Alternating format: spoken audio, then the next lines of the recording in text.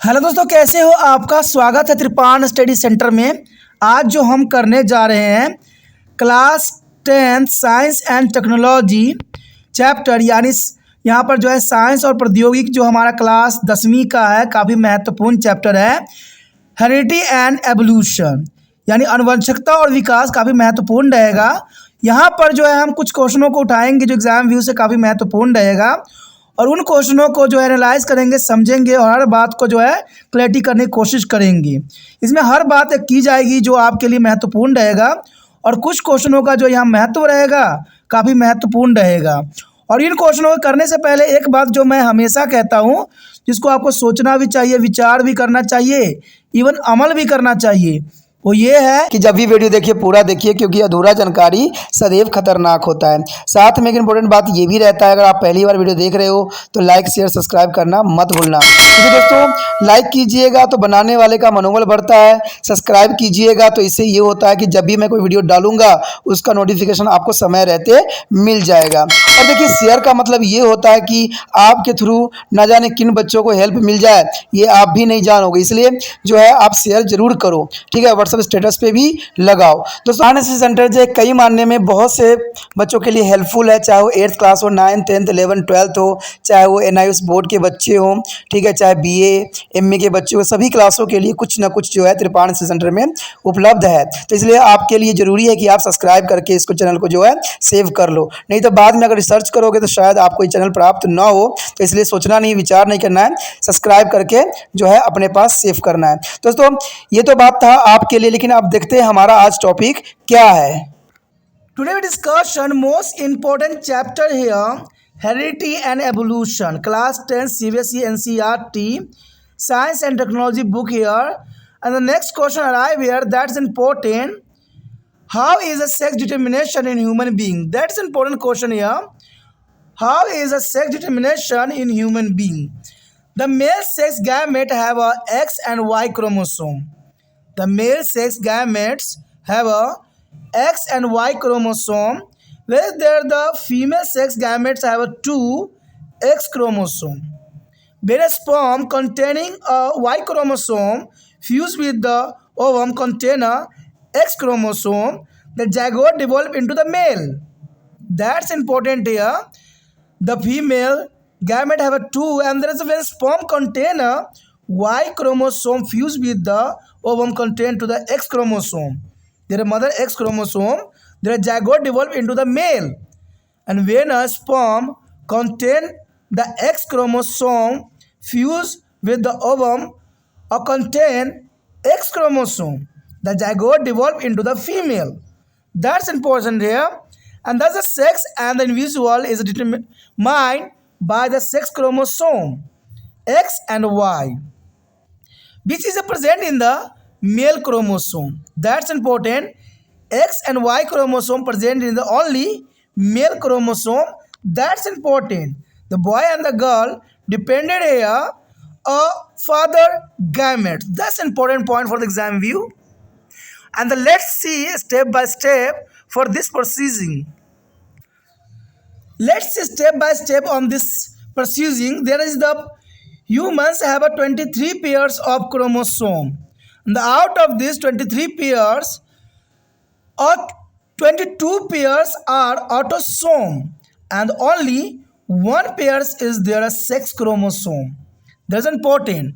Out of these 23 pairs, but 22 pairs is the autosome, and only 1%, one pairs is the sex chromosome, and which actively take part in the process of sex determination.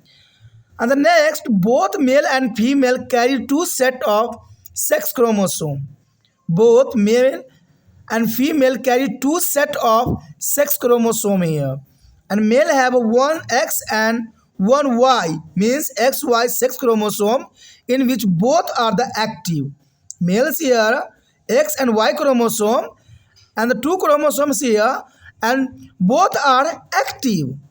And other side, female has a both X chromosome, means XX sex chromosome, in which one is active only. There is a one active only.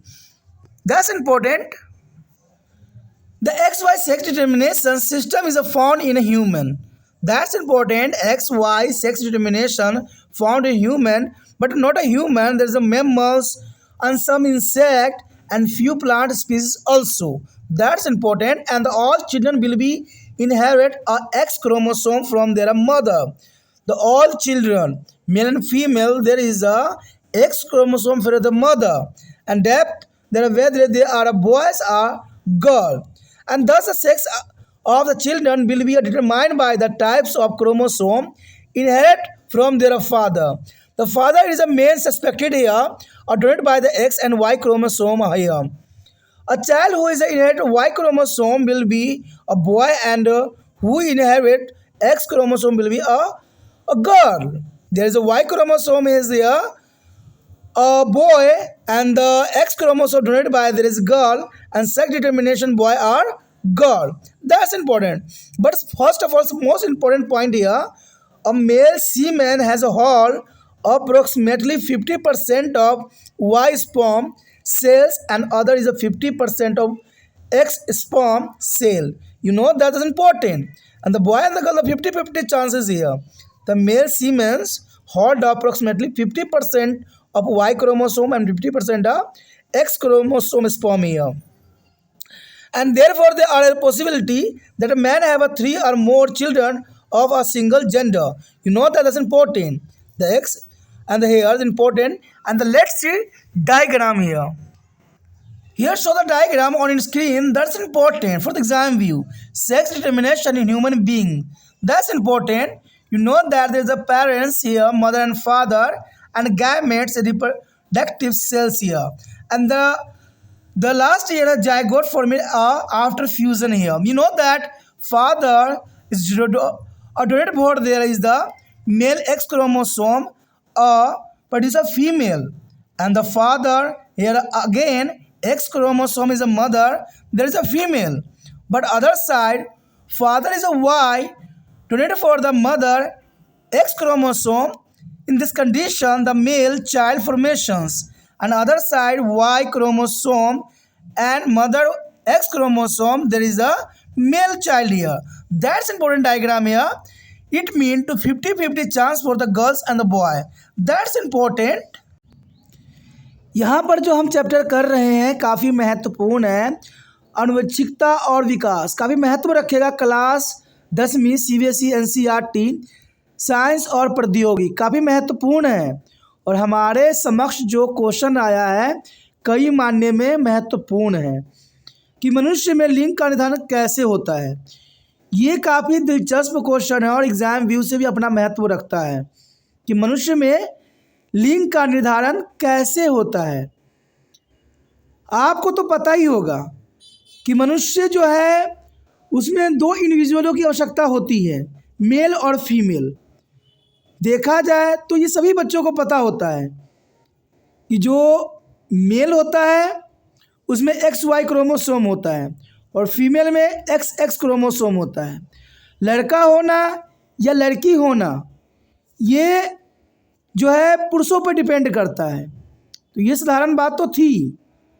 अब हम इसको और विस्तार से समझने की कोशिश करें कि नर लिंग युग्मकों में जो है X एंड Y गुणसूत्र होते हैं। जैसे हमने बताया कि पुरुषों में यानी नर में X और Y गुणसूत्र होते हैं, जबकि मादा यानी स्त्रियों में युग्मों में 2 जो है X गुणसूत्र होते हैं, यानी XX 2 गुणसूत्र होते हैं। जब Y गुणसूत्र वाला शुक्राणु X गुणसूत्र वाले डिम्ब के साथ संलग्न करता है तो युग्मज एक नर में विकसित होता है। यानी देखा जाए तो पुरुष का X और स्त्री के X लड़कियों को जन्म देता है, लेकिन अगर पुरुष का Y गुणसूत्र लड़कियों के X गुणसूत्र से मिलता है तो इस कंडीशन में जो है नर का विकास होता है। जब एक गुणसूत्र वाला शुक्राणु X गुणसूत्र वाले डिम्ब के साथ संलग्न करता है तो मादा विकसित हो जाती है। तो ये बात क्लियर है कि इसमें अगर X पुरुष का और X स्त्री का अगर मिलता है तो इससे जो है स्त्री का जन्म होता है। इस प्रकार किसी व्यक्ति का लिंग निर्धारण गुणसूत्र X और Y द्वारा निर्धारित होती है जो पुरुष गुणसूत्रों में मौजूद होता है। यानी देखा जाए तो लड़का होना या लड़की होना ये सबसे महत्वपूर्ण बात जो होता है, स्त्रियों पे डिपेंड नहीं करता है। ये सारी बातें पुरुषों पर डिपेंड करता है, क्योंकि पुरुष में ही जो है लिंग गुणसूत्र पाए जाते हैं। तो ये काफ़ी महत्वपूर्ण है। अब चलिए इसी को हम डायग्रामेटिक समझने की कोशिश करते हैं। चलिए देखते हैं।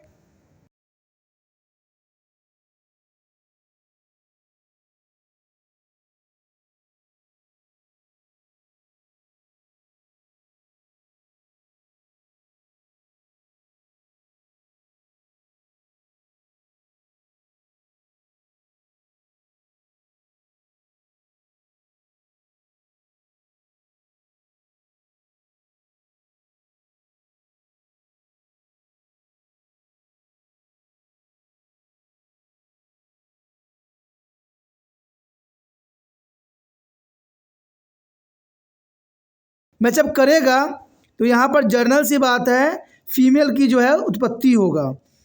अगर दूसरा गायमेट स्त्री के साथ ले और पुरुष के पहले गायमेट को जो है अगर मिलाएं, फिर भी फीमेल की जो है जन्म होगा। लेकिन अगर वाई गुणसूत्र स्त्री के एक्स गुणसूत्र से मिल जाता है तो इस कंडीशन में जो है नर का जो है उत्पत्ति होता है। वहीं फादर का एक्स वाई गुणसूत्र स्त्री के एक्स गुणसूत्र से अगर मिलता है फिर भी मेल जन्म लेता है। तो जनरल सी बात है, यहाँ पर देखा जाए तो स्त्री और पुरुष का जो है 50-50 यहाँ पर निर्धारित की गई है। लेकिन इसमें सबसे महत्वपूर्ण बात जो है पुरुष पे डिपेंड करता है, यानी फादर पे डिपेंड करता है कि जो बच्चा शिशु जन्म ले रहा है वो लड़का होगा कि लड़की। और ये बात और भी महत्वपूर्ण बन जाता है कि कौन सा जो है गुणसूत्र जो है लड़की के गुणसूत्र से अटैच हुआ है। तो ये काफ़ी महत्वपूर्ण बात यहाँ रखता है। हमारे समाज में एक बहुत बड़ी गंदी परंपरा है कि अगर लड़की जन्म लेती है तो भी माता को मारा जाता है, जो गलत है। हमें पता है कि माँ के पास सिर्फ एक्स गुणसूत्र ही होता है। लड़का होना या न होना पुरुषों पर निर्धारित होता है। पुरुष का जो गुणसूत्र जाता है उसी से जो है लिंग निर्धारण होता है। तो यहाँ पर स्त्रियों को जो है मारना और उनके साथ दुर्व्यवहार करना हमारे समाज के लोगों के लिए सही नहीं है। और ये आम हमारे समाज में देखने को मिलता है। अगर किसी के घर में लड़कियां जन्म ले रही होती है तो कहीं ना कहीं माँ को ही सताया जाता है। लेकिन पढ़े लिखे व्यक्ति ऐसा नहीं करते हैं। पढ़े लिखे व्यक्ति को समझ होता है कि लड़का होना या लड़की होना जो है पुरुष के गैमेट पे डिपेंड करता है। इसलिए कहीं भी अगर इस तरह के प्रॉब्लम आता है तो आप दूसरे बच्चों को समझा सकते हो। देखिए दोस्तों, 10वीं क्लास में इस बात को इसलिए इसको काटा नहीं गया है सिलेबस से क्योंकि ये महत्वपूर्ण है और शायद एग्जामिनर इसी बात को लोगों तक समझाना चाहता है कि हमारे समाज की जो है नज़रिया बदलना पड़ेगा। अगर लड़की जन्म ले रहा है तो इसमें कहीं ना कहीं गलती जो है पिता का है और पिता का एक्स गुणसूत्र ही माता गुणसूत्र से जो है यहाँ पर मिलता है, जिसके कारण लड़कियों का जन्म होता है।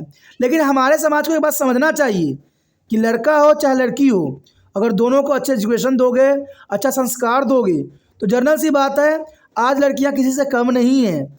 आज लड़कियां जब चांद पे जा सकती है, ट्रेन चला सकती है, तो लड़कियां किस काम से पीछे है। वो हर समय अगर उनको मौका देने की आवश्यकता है। अगर आप लड़कियों को पढ़ाते हैं, लिखाते हो और अच्छा संस्कार देते हो तो वो भी आपका देखभाल कर सकती है, आपका जीवन का जो है सफल बना सकती है। इसलिए लड़कियों को कमज़ोर नहीं बनाना चाहिए, लड़कियों को सशक्त बनाना चाहिए, समझदार बनाना चाहिए और लड़कियों को जो है प्रोत्साहित भी करना चाहिए। लेकिन हमारे देश में आए दिन लड़कियों के साथ जो दुर्व्यवहार होता है वो कदाचित उचित नहीं है और यहाँ कहीं ना कहीं सरकार की ढिलैया रवैया ही है, क्योंकि बहुत ऐसे कांड हुए हैं जिससे जो है लड़कियों की दुर्दशा को उजागर करते हैं। और बड़े बड़े मंत्री लोग जो है आपस में सिर्फ इन चीज़ों का मौका का फ़ायदा उठाते हैं और अपने वोट बैंक बनाते हैं। तो ये सिर्फ गलत है। कहते हैं जहाँ भी औरतों के साथ दुर्व्यवहार होता है हर एक व्यक्ति को खड़ा होना चाहिए और हर एक व्यक्ति को सशक्तता से लड़ना चाहिए और ये काफ़ी महत्वपूर्ण बात है। अब चलिए इन्हीं सब बातों को हम स्टेप बाय स्टेप देखने की कोशिश करें और समझने की कोशिश करें। यहाँ पर इन बातों को हम जो है चरण दर चरण समझने की कोशिश करते हैं कि आखिर जो है इन सब के पीछे कारण क्या बनता है। देखा जाए तो पहली पॉइंट यही कहता है कि मनुष्य में 23 जोड़े गुणसूत्र होते हैं, यानी मनुष्य में 23 जोड़े जो है गुणसूत्र होते हैं और इन 23 जोड़ों में से जो है 22 जोड़े ऑटोसोम होता है। 22 जोड़े जो क्रोमोसोम होता है ऑटोसोम होता है, और केवल एक जोड़ा सेक्स क्रोमोसोम होता है जो लिंग निर्धारण की प्रक्रिया में सक्रिय रूप से भाग लेता है।